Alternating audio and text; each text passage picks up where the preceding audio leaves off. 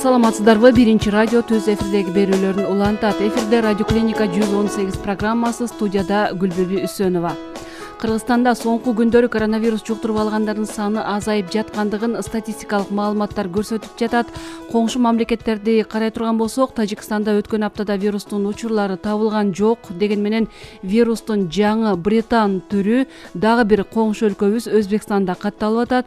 Эскерте кетсек, алгач коронавирустун бул түрү Улуу Британиядан чыгып, андан кийин Франция, Япония, Австралия, Түштүк Африка, Нидерланд, Италияда жана дагы баш аягы 40тан ашык мамлекетте чыкты. Коронавирустун дүйнө өлкөлөрүндө табылып жаткан жаңы түрү, анын өзгөчөлүктөрү, ошол эле дүйнөлүк саламаттык сактоо уюму айтып жаткан вирустар тууралуу алдыда кеңири сөз кылабыз. Студиябыздын мейманы вирустук инфекцияларды көзөмөлдөө боюнча Республикалык илимий практикалык борбордун жетекчиси, медицина илимдеринин доктору Зуридин Нурматов. Зуридин Шарипович, саламатсызбы? Зуридин Шарипович, жогоруда айтылгандай, коңшу Тажикстанда өткөн аптада коронавирустун учурлары табылган жок. Бирок ага салыштырмалуу биздин өлкөдө дагы деле коронавирус катталып атат. 70-80дин тегерегинде катталып атат. Сиздин да статистикалык маалыматтарыңыз да бар да. Сиз мурда бизге буга чейин дагы бир ай мурда дагы биздин эфирге келип эпидемиологиялык абал тууралуу маалымат бердиңиз элеңиз. Эми андан бери мына бир айдан ашык убакыт өттү. Бүгүнкү күндөгү өлкөдөгү эпидемиологиялык абалды турукташып атат, же болбосо турукташты деп айтсак болобу? Анан кийин мына коңшу Тажикстанга салыштырмалуу биздин өлкөдө вирустун токтобой жатканына эмне себеп? Бул жерде жалпысынан алып караганыбызда Орто Азиядагы өлкөлөрдүн арасында биздин көрсөткүчүбүз бир аз жогору болуп атат. Бирок биздикинде мындай деген бар да, бул статистикалык учур, статистикалык системасы да. Тажикстанда ошол ооруган кишиден ПЦР анализи аркылуу анализи такталса, ошону оору деп кошот. Бизде ПЦР анализи чыкпаса дагы, пневмония болсо, ошол оорудун клиникалары болсо, аны кошуп атат да. Эгерде биз дагы мына бүгүнкү күнгө ала турган болсок, бүгүнкү күндө эле айтып коелу, лабораториялык тастыкталганы 19 эле учур болуп атат да. Ошондой эле бизге деле бул 20, 30, 40 андан ашпаган эле учурлар болуп атат да. Лабораториялык тастыкталбаган учурларычы. Эгерде Тажикстандагыдай биздикиде караса ошондой болот. Анан экинчи жагынан жасалып жаткан анализдердин дагы санын караш керек да. Негизинен алып караганыбызда ошол жасалып жаткан анализдер дагы ичинен канча пайыздан лабораториялык тастыкталган коронавирус менен ооруган адамдар чыгып атат да. Мисалы үчүн могу июль айларында алып карай турган болсок 15-25% чейин чыгып атканда жалпы анализ алынгандардын ичинен да. Бүгүнкү күндө чындыгында деле мына бүгүн карап көрдүк, эмеси 1,3%, 1%дын эле тегерегиде 2%га жетпеген адамдардан гана чыгып атат да. Чындыгында 2000ден 2,5 чейин анализ жасалып атса да ошондой болуп атат да. Бул дегенибиз биз өтө көбүрөөк кимде ушуга коронавирустун белгилери болсо, ошонун бардыгынан анализдерди алып атабыз дегендерди билдирет да. Ошонун ичинен чыгып аткандардыкын билдирет. Негизинен алып караганыбызда коңшулар менен салыштырмалуу абалыбыз ушундай эле.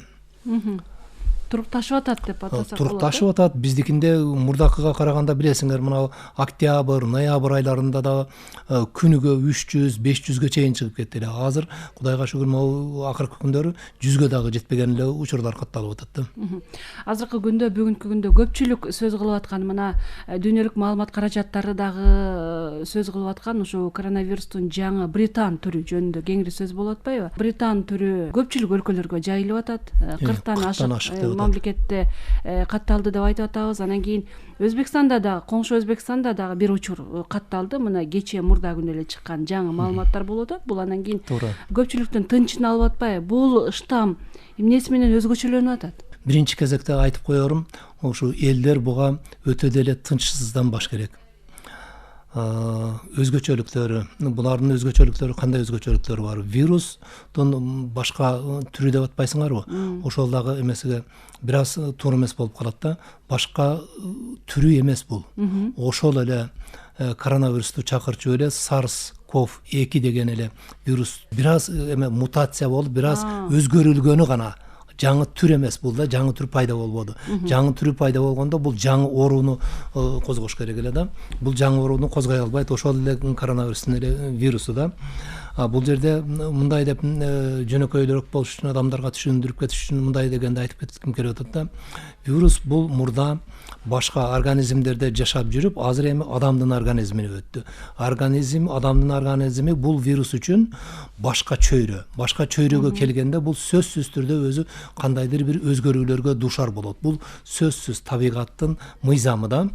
Өзгөрүү болгондо эмне болот? Биринчи келгенде бул баягы өлүмгө дуушар кылган учуру азыр ошону азайтыш керек. Буларчы вирустардын мындайча айтканда жашоо үчүн күрөшүүдөгү стратегиялардан бирөөсү да азайтыш керек. Эмне үчүн? Себеби азайтпаса ал өлүм менен кошо ошол вирустар да жок болуп кете берет. Бул вирустардын табиятыга, вирустардын жашап кетишиге шарт түзүлбөйт, тескери иштейт да. Ошонун үчүн сөзсүз түрдө өлүмгө дуушар болуу учуруну азайтыш керек. Ошону жасай албадыбы, жасадыбы? Биз мына кыска убакыттын ичинде реалдык времяда вирустун эволюциясын көрүп атабыз да. Эволюциясын кандай болуп өзгөрүп атат. Мына жылдын башыдагыга караганда, же болбосо июль айларындагыга караганда азыр дүйнө жүзү боюнча 2,5 эсеге өлүмгө дуушар кылуу мүмкүнчүлүгү азайды ушул вирустун. Бул биринчи задачасы. Экинчиси, жеңилирээк оорутуш керек адамдарды. Бул милдетин дагы булар аткарды.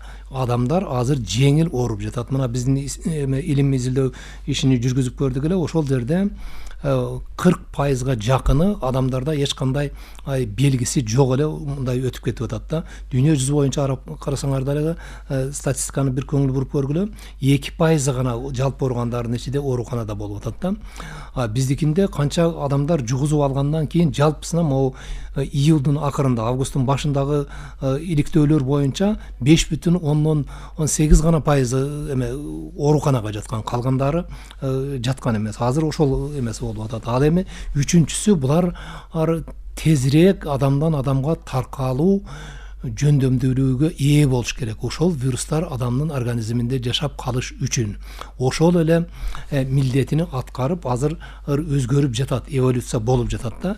Англиядагы варианттарды мындай анализдеп көрсөңөр, окумуштуулар эмне деп айтып атат? Англиядагы варианты бул биз өлүмгө көбүрөөк алып келет экен деп бирибиз дагы айта албайбыз. Андай маалыматыбыз жок деп атат. Ооруду чакырат экен деген маалыматыбыз жок деп атат. Бир гана бул ушу тезирээк таркалат экендигини биз байкап жатабыз деп атат. Бул туура эле азыркы эле ошол вирустун кетип аткан жанакы эле стратегиясынын бирөөсү да.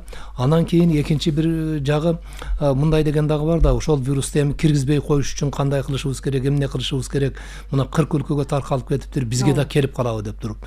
Бизге келип кала турган болсо, аны бизде аны тосуп кала турган эч кандай алдыбызга милдет койбошубуз керек.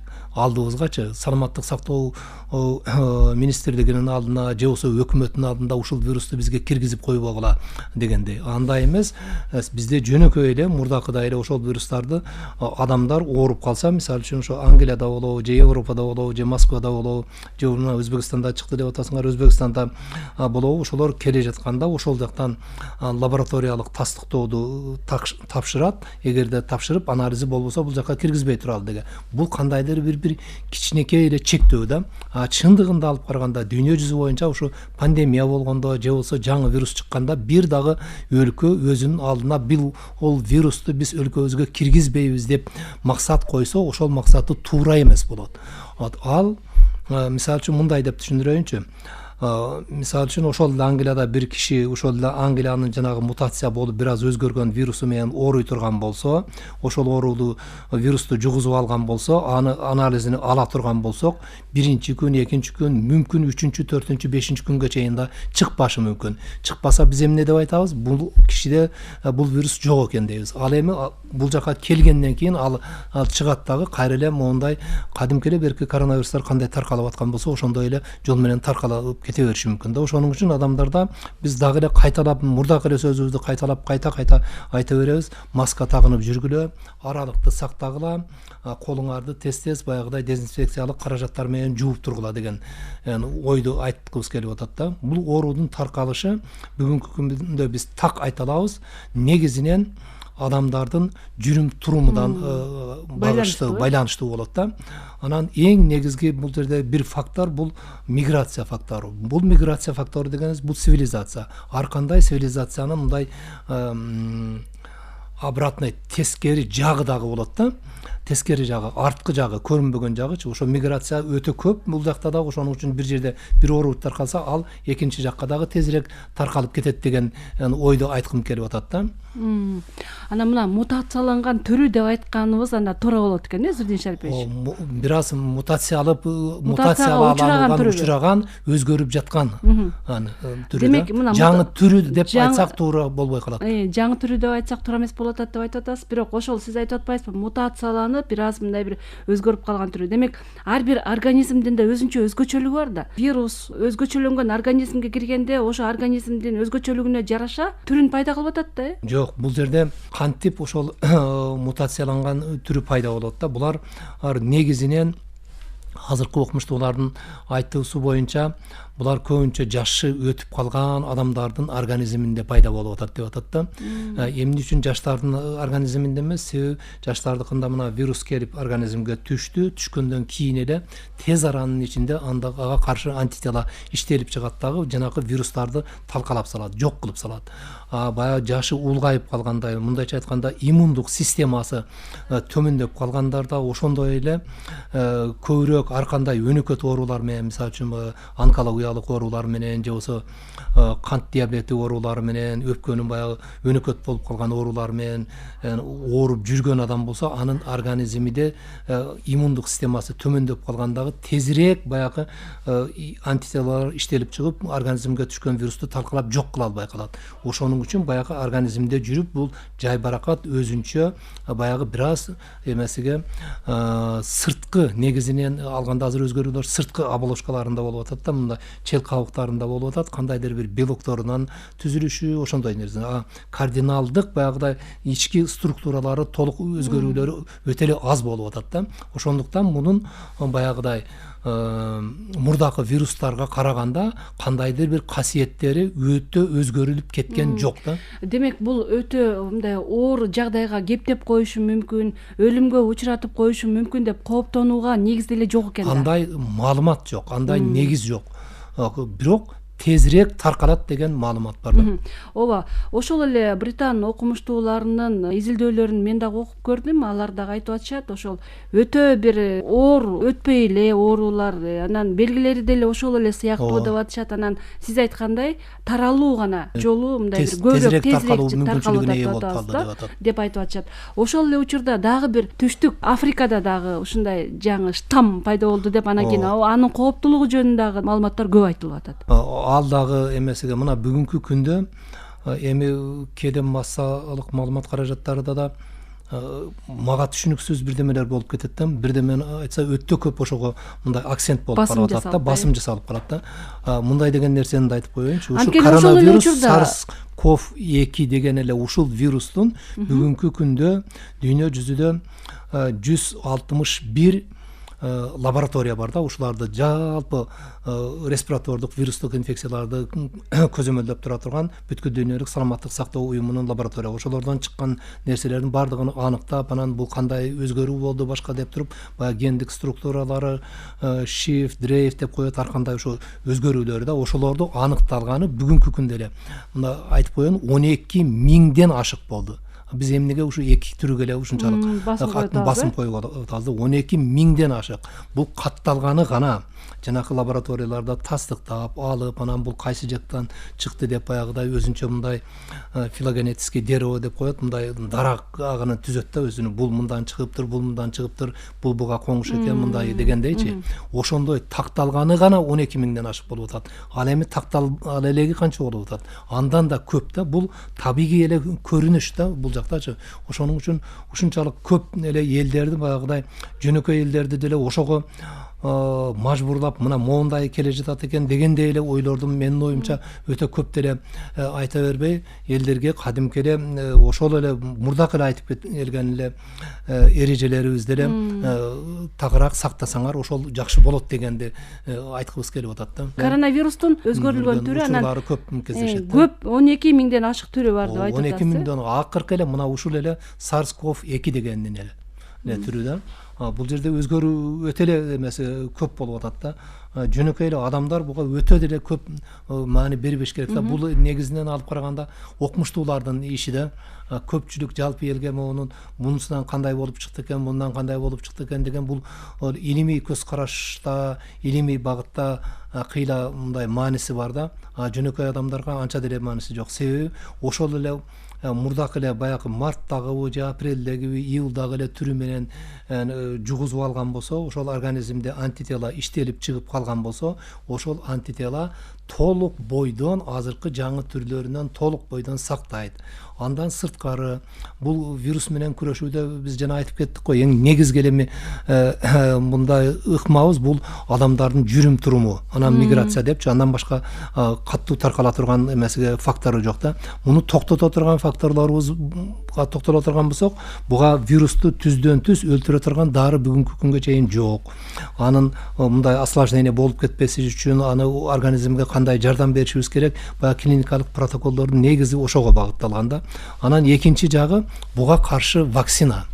Вакцинаны дүйнө жүзү боюнча иштелип атат. Азыркы күндө 200дөн ашык түрү иштелип чыгып атат да. Ошо 200дөн ашык түрүнүн ичинен 60 вакцина баягы клиникалык изилдөө, клиникалык испытание деп коет. Ошол учурга жетти. Адамдарга сайып туруп анан текшерип көрсөңөр, иликтөө жүргүзүп көрсөңөр болот деген да. Анын ичинен бир 11 3-чү этапка келди.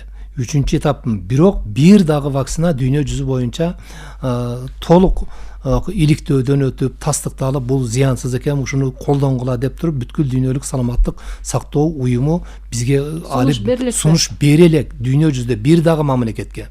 Жанакы айтып аткан ошо Европада мына акчабызды которуп койдук, бирок эмелер фарм компаниялар бизге убагында бере албай атат деп атат. Россия болсо мына массалык жасап атабыз, Америка мынчаны жасап атабыз деп атат. Анын бардыгы 3-чү этаптагы клиникалык сыноолор адамдардын өзүнүн макулдугу менен гана болуп келаткан да.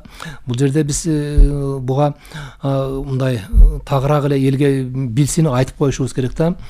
Илимий ушу иммунизацияларды вакциналарды киргизүү боюнча жаңы вакциналарды киргизиш үчүн бир топ бар да. Ошол топ бизге алып келген. Бизде COVAX деген механизм аркылуу Кыргызстан ошол вакцинаны алабыз деген. Биз алганыбызда алар бизге айткан 15 январга чейин жок дегенде 5 түрүнү силерге беребиз. Документтеринде, эми вакцинаны эмес, документтерин. Ошону өзүңөр изилдеп, иликтеп көргүлө дагы кайсысын аласыңар, анан бизге мындайча айтканда заявка мындай эме бергиле дегендей кылганда, ошондо бизге 8 январда бир эле Pfizer'дикин гана беришти, башкасыныкын берген жок, алы дагы бүгүнкү күнгө чейин бере элек. Ошого биз Pfizer'дикини карап көрдүк. Ал жерде 2 жолу вакцинация кылышым керек экен.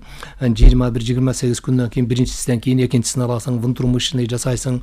Андан кийин ошо келген вакцинаны -70 градустагы абалда сакташ керек. Бизде аны сактай турган абалыбыз жок. Биздеги мурдакы холодовой сеп деп коет, мындайча айтканда баягы холодильниктер менен камсыз кылуу бүт бардык келген республикадагы кампабыздан баштап жергиликтүү фактарга чейинки болгон системаларыбыздагы холодильниктерибиз баягы кадимки эле биздики 2-8ге эсептелинген плюска. Буундай холодильниктерибиз -70те сактай турганыбыз жок. Ошонун үчүн биз айттык, мындан отказ кылбайбыз биз толук элечи. Бирок бизде ушундай шартыбыз, буну алып келсек жасай албайбыз деп гана биз жыйынтык берип койдук. Бүгүнкү күндө бир дагы вакцинага биз могул вакцинаны алалы деп мондай заключение бергенибиз жок да. Ошол комиссиянын жыйынтыгын берип макулдугубузду бергенибиз жок эле. Бирок бул дагы деле изилденип атат да, Ооба, изилденип атат. Бизге официалдуу түрдө биз деле азыр мындай да, силер сыяктуу эле жанагы интернеттен алып туруп карап көрөбүз, кайсы жакта эмне чыгып аттанан жаңы журналдар бар, ошо илимий журналдардын ичинен карап көрөбүз. Бирок официалдуу түрдө бизге бериш керек, мына ушуну карап көргүлө деп турупчу. Биз ошону официалдуу түрдө жыйынтыгын беришибиз керек да. Бул вакцинаны алабыз же болбосо албайбыз, бул вакцина жарайт, жарабайт Кыргызстан үчүн депчи. Бизге азыр байланышка чыккан угарманыбыз бар экен, режиссер белги берип атат. Биз суроосун кабыл алалы. Саламатсызбы? Бишке салам алейкум Саракан. Саламаттык сактоо министрлигинде эпидемия боюнча дирекция, пандемия боюнча дирекция, алдын ала иш жүргүзүүчү дирекция, анан кийин инфекциялык оорулар боюнча бир дирекция, силердин башкармаларыңыз дирекция. Ошончо дирекция түрүп нерсе ала албайсыңар. Саламаттык сактоо министрлигиндеги бюрократиялык карама-каршылыктан улам саламаттыкты сактоо иши өзүн жеткиликтүү. Üzülüp kaldı. Байланыш үзүлүп калды. Урматтуу радио угуучулар, 39 21 90 39 19 33 телефонуна байланышка чыксаңыздар болот. Байланышка чыгып, сиздерди бир кызыктырган суроолоруңуздар болсо, адиске берип жооп алсаңыздар болот. Азыр бул суроо акырына чейин чыкпай калды. Менин оюм боюнча бул киши мындай деп айтып атат да.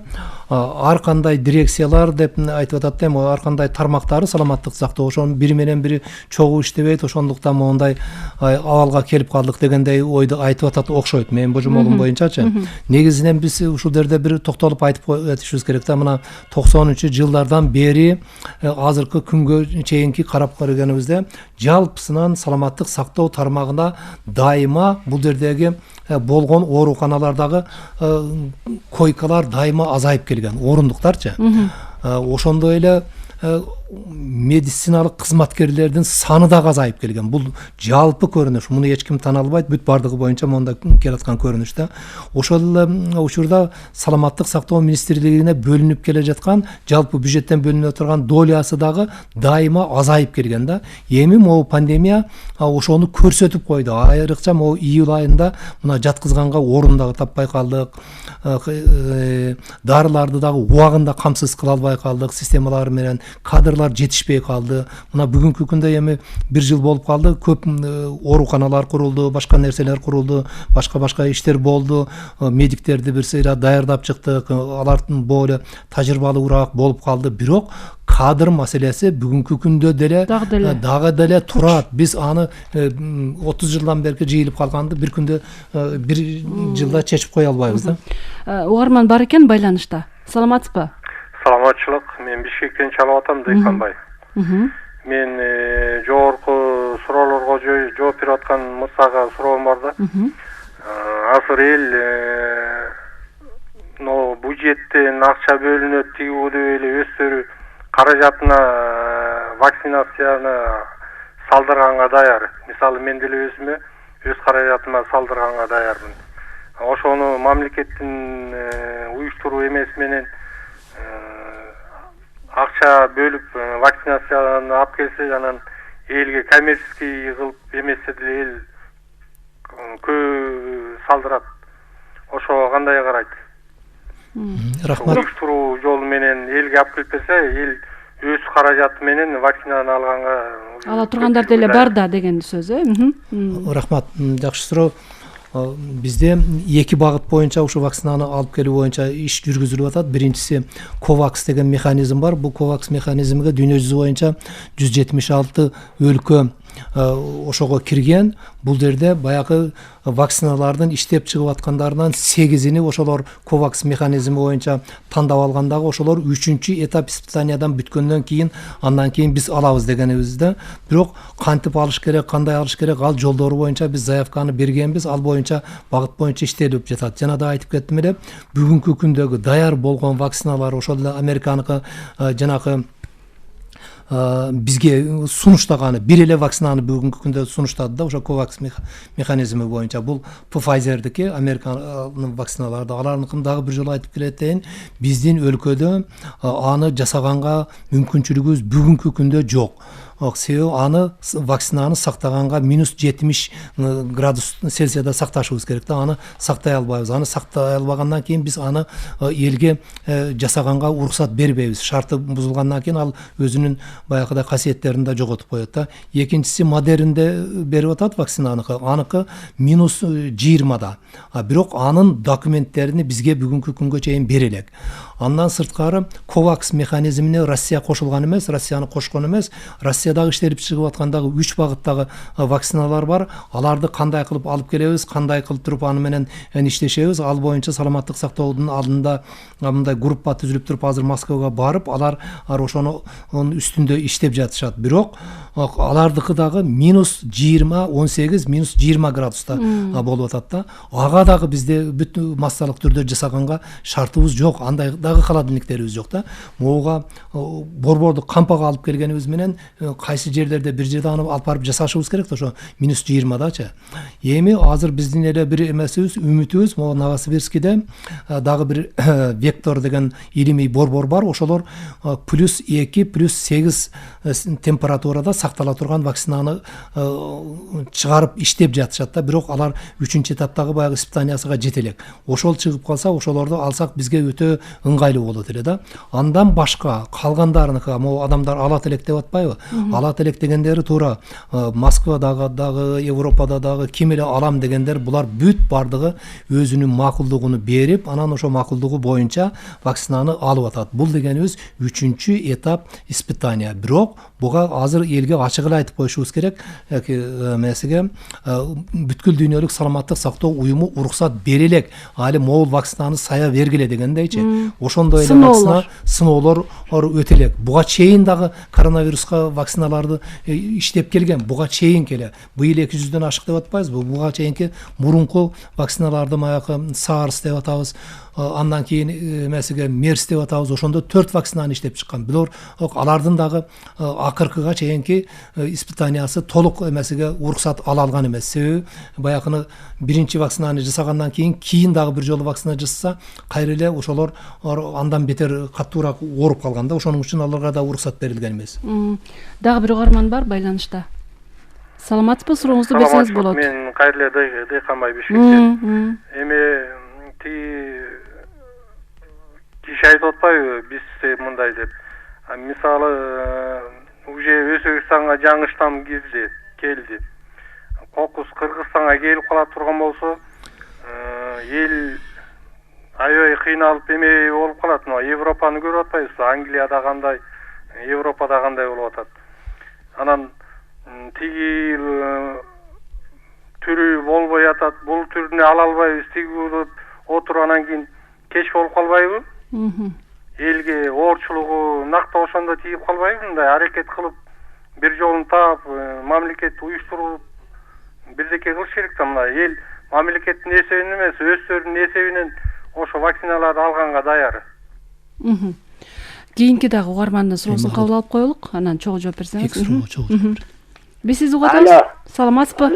Саламатсыңар. Сурооңузду берсеңиз болот. Мен Түйрайымдан чалып аттым эле. Мындайда эме бул коронавирустан 1,5 айтылганда 1,5 миң айтылып атат өлгөндөрү. А комиссиядан 6 миңге кетип атат. Ушуну жашырбай эле, ушу жагын жашырган жагын кимдер жашырды? Чоңдору же доктурлар жагынанбы? Ушул түшүнүксүз болуп атат. Эгерде чоңдор жагынан жашыра турган болсо, кыздардын баарын ошолор алып жашырып, ошолор өлүмгө алып барды, ошолор соттолуш керек. Жана медиктер, хранение, медиктерден болсо алар соттолуш керек. Толук эле айтып турса, эл коркуп үркүп, ой көбөйүп кетти деп маска тагынып, ыгылат эле сактанып. Кыргызстанда аз айтылып, анан кийин булар аз экен, бизде аз чыгып атат деп. Могу экинчи суроодон баштайынчы. Экинчи суроодо бүгүнкү күндө 1412 гана киши каза болгон. Анан 6000, 7000 деп айтып аткандар булар таптакыр эле туура эмес. Биз аны толук боюнча изилдеп көрдүк. алар моундай эле өкмөттүн алдында дагы баягы комиссиялар түзүлгөн, толук жыйынтыгы жок эле кээ бир эмелердеги эмоцияларга берилип туруп эле айтылып аткан нерселер болуп атат да. Бирок мындай факты бар. Мисалы үчүн бизде ушу акыркы могу июндан мына октябрга чейинкилердикини биз өзүбүз изилдеп көрдүк. Ошондо жалпы адамдардын каза болгон саны былтыркыга караганда көп болду. Эмне үчүн? Бул жерде ошол эле жүрөк оорулары болобу, же болсо кант оорулары болобу, андан башка дагы өнөкөт болуп калган оорулардан дагы былтыркыга караганда быйыл эмесиге көбүрөөк болду. Бул дегенибиз эмне? Бул дегенибиз мына мисалы үчүн бир эле мисалды айтайын. Грипп менен ооруй турган болсо, грипп башталып көтөрүлгөн айдан кийин, бир айдан кийин дайыма пневмония оорусу жогорулайт да. Бул дегенибиз жалпы элдин арасында иммундук системалары мындай төмөндөп кеткенден кийин ар кандай эле ооруларга туруштук бербей калат. Ошол жерде да анан бул жерде өлүмгө душар болгон адамдардын жашырып коюу эч кимге кызыкчылыгы жок. Медициналык мекемедеги иштегендерге же болсо медиктерге андан бир дагы пайда дагы жок, анын зыяны дагы жок.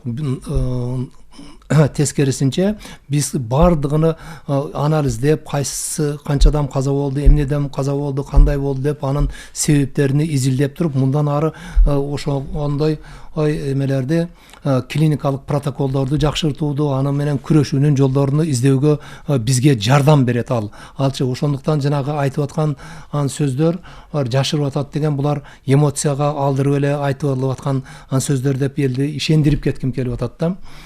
Андан кийин жанагы биринчи айтылган суроо боюнча да, мисалы үчүн Өзбекстанга келип калды, эми бизге келип калса кандай болот дегендейчи. Кечигип калбайбызбы деп туруп да. Бизде ал жүрүшү да мүмкүн. Азыр эч ким бизде жок деп аны кепилдик бере албайт. Себеби биздеги лабораториялар анын генетикалык структураларын изилдеп туруп, бул жерден мына ошо Англиядагы варианты бир аз өзгөрүлүп калган коронавирустун вирусунун варианты бизге келип калыптыр деп бүгүнкү күндө биз же келбей калыптыр деп айта албайбыз. Себеби бул жерден биз анализдерин алып туруп, аны баягы референция лабораториялар деп коет, воздуху же болсо Россияныкыга же болсо Европадагы лабораторияларга жөнөтөбүз дагы ошол жактарда генотипировать этип берет да мунучу. Андан экинчи жагыны дагы элдерге мондай ачык айтышыбыз керек да. Азыркы жаңы келе жаткан ошол Англиядагы болуп аткан коронавирустар менен өзгөрүү болду. Чындыгында эле Европаларда жогору көтөрүлдү. Бирок биз мондай салыштырып көрсөк, Европада бизде июлдагы болгондогудай жогору болгон жок да. Мындай эмелердин графиктерин түзүп туруп биз карап көрө турган болсок, июл айында ылыйраак эле болуп туруп, күзүндө булардыкы өтө кескин түрдө жогорулап кетти да. Азыр дагы алардыкында кескин түрдө жогорулап кетип атат. Биздики болсо биз бир 3 вариантты түздүк. Модель да, бул эмесиге прогноз бериште эле кыйынраак. Алла Таала өзү билет дегендей, мындай биздики так айтыш кыйын да. Бирок математикалык модель түздүк. Ошол моделибизде карап көргөнүбүздө мындай болуп атат да. Эгерде ошол вирус бүгүнкү күндө андай касиети жок. Башкадан мурдакы ооругандарды кайрадан оорута турган касиети жок да. Ошону элдер так билип алсын да, мындай өтө эле дүрбөлөңгө түшө бербеш керек да. Андан кийин ошолор мондай жаңы мурдакы ооругандардан дагы кайра башка бир түрүгө айланып кетип туруп, ошондо болуп кетсе, анда мурдакы могу июль айындагыдай болушу мүмкүн да. Эгерде андай касиетке бүгүнкү күндө ээ эмес, азыркы күндөгү жасап аткан иштерибиз менен эле кала турган болсо, өткөндөгү мисалы үчүн октябрь, ноябрь айларында июлдагыга караганда кыйла төмөн болду. Эмики март, февраль, марттарда бир аз көтөрүлөт деп атабыз, бирок ал убакта могу октябрь, ноябрдагыга караганда дагы ылдыйраак болуп кездешет деген божомолду берип атабыз да. Менин өзүм оюм боюнча барган сайын бул вирус өзүнүн эмесини баягы адамдарды оорута турган күчүнү жоготуп атат. Жеңил түрдө ооруйт, бирок көпчүлүк адамдарда биз айттык го, өткөндө да айтып кеттик, могу августтун башындагы иликтөөбүз боюнча 30,8-31% элде антителасы бар эле. Азыр бүгүнкү күндө могу февраль айында дагы жасайбыз. Мен оюм боюнча бул 50%дан ашыгыраак болуп калдыго деген божомолубуз бар да. Ошондо элестетип көргүлө, жарымыдан ашыгы Кыргызстандыкы ал ооруду 10 жолу 100 жолу жугузуп алса дагы ал оору менен оорубайт. Угарман бар байланышта. Алло. Саламатсызбы? Саламатсызбы. Мен мындай сурам, жанагы өкмөттүк комиссиясы боюнча 3 протоколдун маселеси кандай болду? Ошо жөнүндө айтып койсоңуз, мен үчүн берилбей калды. 3 протоколду ошол жыйын боюнча дагы бир ооз сөз айтып кетейин. Бүгүнкү күнгө чейин мен илимий консультативдик эксперттик совет бар, саламаттык сактоо министрлигинин астында. Ошондо мүчөмүн. Бүгүнкү күнгө чейин ошол өкмөттүн алдында түзүлгөн межведомственный комиссиянын жыйынтыгын ала элекпиз. Алар жыйынтыгын толук чыгарбай туруп эле ар жерде ар кандай нерселерди берип атат да. Жанакы айтып атканын да биз колубузда окуганыбыз жок. Силер ушу жалпы адамдар катары эле эместе маалыматтарыны айткандары боюнча мындай деп коюп атам да. Ал жерде мындай деген мындайча айтканда күнөө коюп атат да. Кимдир бирөөгө ошо чоңдору барго саламаттык сактоо министрлигинде бирөөгө протоколду берген экен, анын кабинетинде 1 айга чейин жата бериптир дегендейчи. Ал протоколду иштеп чыкканда бул жерде ошо аны иштеген кишилер бар. Көпчүлүгү бир адам эле жазып койбойт. Аны баардыгы жазгандагы бирөөнүн ою буга туура келет, туура келбейт. Аны баягы бүткүл дүйнөлүк саламаттык сактоо уюмунун сунуштары бар, башка өлкөлөрдөгү тажрыйбалар бар. Ошону менен улам өзгөртүп туруп министрге берсе эле ал колуп коюп кое турган документ эмес да булчу. Ошонун үчүн мындай көбүрөккө сакталып калганго деген ойдомун да. Зурдин Шарипович, мына мурда ооруган кишиде антитела пайда болот да, ал экинчи кайра оорубайт деп атасыз. Бирок ошол эле учурда мына мурда да коронавирус менен оорудум элем, эми экинчи ирет дагы ооруп атам деп, бул кандай? Эмне деп түшүндүрсөңүз? Бизге ошондой мына кайра оорудум дегендердин бүт бардыгынын документтерин топтоп туруп бүгүнкү күндө Кыргызстан боюнча 19 учурду бизге алып келип туруп берди. Ушундай кайра ооруп турду. Экинчи жолу ооруду деген. Экинчи жолу оорудум деген. Ошонун жарымынан көбүнү бир канчасы бир жолу да эле ооруп элек. Бир жолу дагы, эки жолу эмес, бир жолу. Лабораториялык жактан изилдегенде тесттиктелген эмес, антителасын текшергенде дагы алабыз. Бул кадимки эле могу грипп, же болсо ОРВИ, ошондой башка вирустар деле ушунун өзүндөй симптомдорду чакырылат, ошону менен де болгондо. Андан кийин дагы мындай дагы жерлер бар да. Мисалы үчүн адам ошо коронавирус менен ооруду, чындап ошол вирус организмге түшкөндөн кийин ага антителалар чыкты. Антителалар баягы вирусту талкалады. Талкалагандан кийин эле ошол күнү ал вирустар сыртка чыгып кетпейт. Анын өлүктөрү, мындайча айтканда, грубо эле айталычы, өлүп калган ошол вирустардын калдыктары кандайдыр бир эмес организмде турат. Анализди алганда, эгерде ошол калдыктары туш келип кала турган болсо, ПЦР анын тирүү же өлүк экендигин аныктабайт. Анын ДНК-сын же РНК-сын аныктайт да. Ошонун үчүн аныкыны РНК-да, бул жерде РНК бар. РНК-сын аныктайт дагы бул положительный экен деп берет да. Биз ал жерде клиникасын көрүшүбүз керек.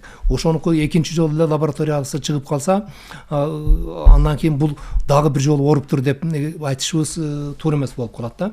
Мына көп илимий Европадагылар дагы айтып атат, ооругандан кийин мына Латвиядагыны айтып атат 84кө чейинки, Россиядагылар 90 күнгө чейинки биринчи эле ооругандын жыйынтыгынан вирустарды дагы астатыктарын таап атабыз деп атат. Калдыктары буларкы. Бирок теориялык түрдө бул кайра оорубаш керек. Оорушу мүмкүн, бирок бул кайсы учурда? Бул ал баягы өтө миллион адамга бирөөнүн оорушу мүмкүн, миллион ооруган адамдан кайтачы. Булар дегенибиз эмнелер? Булар деген мисалы үчүн ВИЧ-СПИД менен мисалы үчүн да, же болсо өтө иммундук системасы түшүп кеткен оору менен ооруп аткан болсо, ошондо ооруган болсо, ошондо кайра айыккан болсо, андан кийин жанакы иммундук системасы ошого каршы иммунитетти иштеп чыга албай калган учурларда гана болушу мүмкүн. Бирок ал өтө аз. Кыргызстан боюнча бир же эки учуруш гана жолугушу мүмкүн да, теориялык түрдөн алып караганыбызда. Бирок ушул жагдайда мына мен экинчи оорубайм, мен мурда оорудум деп дагы жайылып жатып алгандан өзү да туура эмес да. Жаргандай мутацияланган кайра түрү менен. Мындай да, мына ооруп бүттү, адам ооруп бүттү, анда антителасы бар. Ал адамга кайрадан вирус жуга берет, 100 жолу жугат, 1000 жолу жуга берет. Бирок ал адам оорубайт. Бирок адамга баягы ооз мурунга келип туруп ошол вирустун жаңы түрү туруп калган болсо, ошол жаныдагы экинчи бир адамга барып туруп жүчкүргөн болсо, андан жугуп калышы мүмкүн. Ошондуктан биз айтып атабыз, бет капты ооруйсуңбу, оорубайсыңбы, сөзсүз түрдө көп адамдар болгон жерде кийип жүргүлө, жанакы эле медиктердин айткан сунуштарыны сактагыла деп ошонун үчүн айтып атабыз. Алло. Биз угуп атабыз, сизди сурооңузду берсеңиз болот. Мисалы үчүн адам организмине кирет дагы. Вирус менен каршы күрөшкөндөн кийин мектептер жана иммунитеттер алар истощение болуп калса эмне болот? Ошо истощение болуп калган учурда адам организми менен вирус кайрадан жугушу мүмкүн да.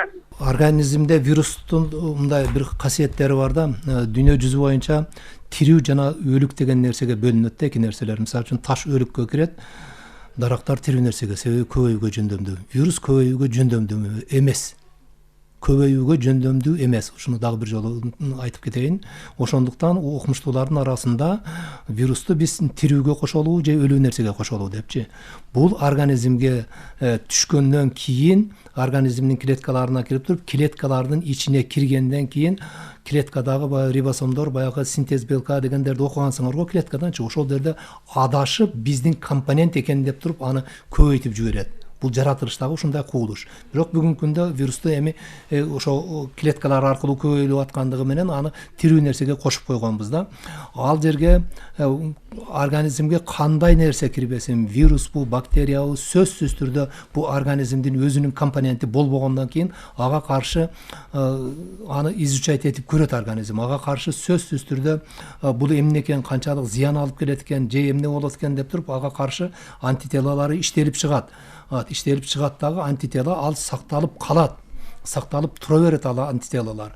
Андан кийин ошол вирус бардыгын талкалап бүткөндөн кийин ал антителалар эгерде вирус кайрадан организмге түшпөсө, акырындан организм өзү ошо антителаларды жок кыла берет. Лабораториядан 1 жылдан кийин же 2 жылдан кийин текшерсең, антителаларың ылдый экен, же болбосо өтө төмөн экен, же болбосо жок деген дагы жыйынтык чыгарып бериши мүмкүн. Эмне үчүн? Себеби антителалар өтө төмөнкү деңгээлге саныга азайып кеткен болот.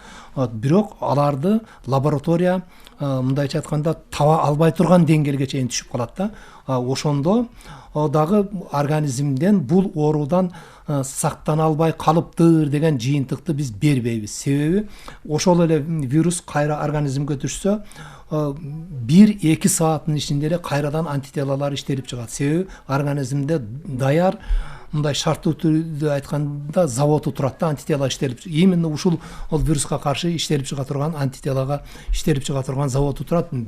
Тез аранын ичинде антителалар чыгат дагы, ал вирустар ооруду чакырырга элекке чейин аны талкалап салат.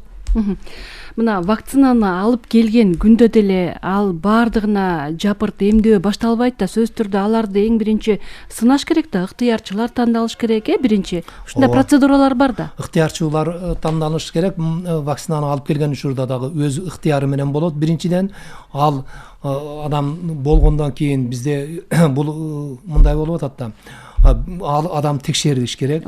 Ага чейин эле анын антителасы барбы же жокпу, эгерде бессимптомный дагы болуп калып атпайбы? Азыр 40%га жакыны адамдар мен бир жолда чүчкүргөндө эмесмин, бу коронавирус менен ооруп элекмин дегендерде деле антителасы бар болуп калып атат да. Кыргызстанда бул. Кыргызстандагы антителасы барлар албай койсо болобу? Антителасы бар адамдарга аны сайсак биз эч кандай жыйынтыгын көрө албайбыз анданча.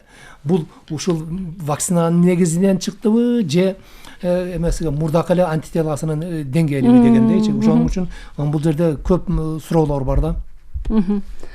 Ана мына азыркы жагдайга байланыштуу дагы Дүйнөлүк саламаттык сактоо уюму дагы өзүнүн бир сунуштарын берип атса керек. Албетте же мурдагыдай эле сиз айтып аткандай, дарыгерлер айтып аткандай эле коргонуу чараларын сакташ керек, Ушундай эле сунуштар берип атабы же дагы бир дарылоо жагынан дагы бир өзгөчө мындай бир айырмачылыктар болот? Дарылоо жагынан 50 жылдан бери эле ушул вирустарга каршы вирусту түздөн түз өлтүрө турган дарыны табалы деп аракет кылып келе жатат.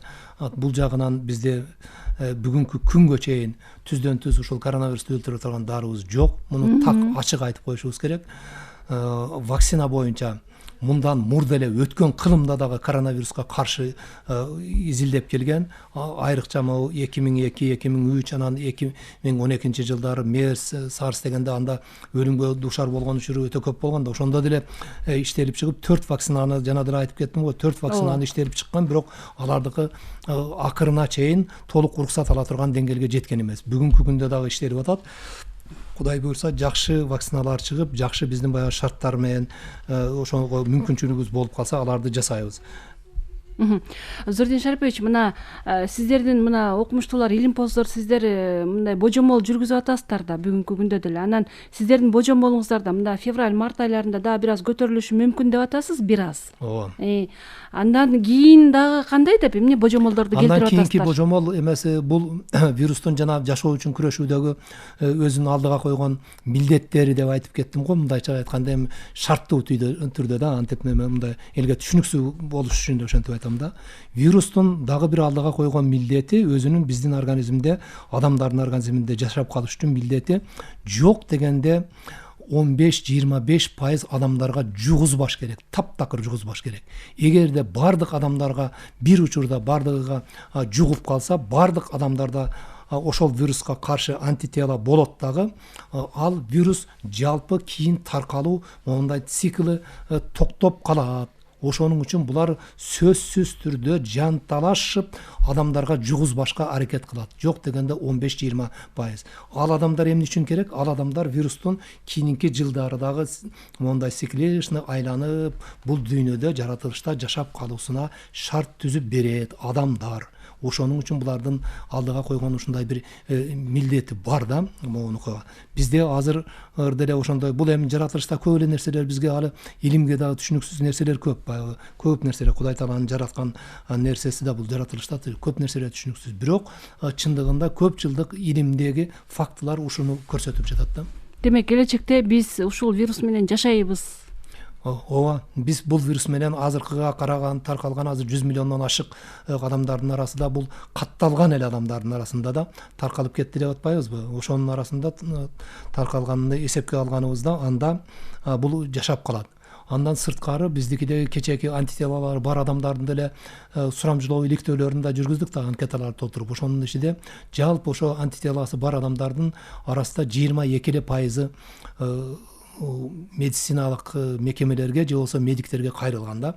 Анын дагы жарымы катталган же катталган эмес. Ошондо 22-ни дагы кайра 2ге бөлүп койсок, 10 орточо эсеп менен 10 деп койсок, азыркы дүйнө жүзүндөгү катталган адамдарды 10 эсеге көбөйтүп коюшубуз керек да. Урматтуу радио окуучулар, сиздер уккан Радио Клиника 118 программасы болду. Биз бүгүнкү программабыздын жүрүшүндө коронавирустан кантип сактануу керек, мына соңку күндөрү дүйнө өлкөлөрүндө катталып аткан коронавирустун мутацияланган түрлөрү тууралуу сөз кылдык. Биздин студиябыздын мейманы вирустук инфекцияларды көзөмөлдөө боюнча Республикалык илимий практикалык борбордун жетекчиси, медицина илимдеринин доктору Зуридин Нурматов катышты. Зуридин Шарипович, эфирге келип катышып бергендигиңиз үчүн сизге ыраазычылык билдиребиз. Жогоруда адис белгилегендей, биз коронавирустан сактануунун бирден бир гана жолу санитардык эрежелерди сактап, бет капты кийүү, аралыкты сактоо эрежелерин так аткаруу зарылдыгы тургандыгын дагы бир жолу эсиңиздерге сала кетелик. Сак саламатта болуңуздар, оорубаңыздар.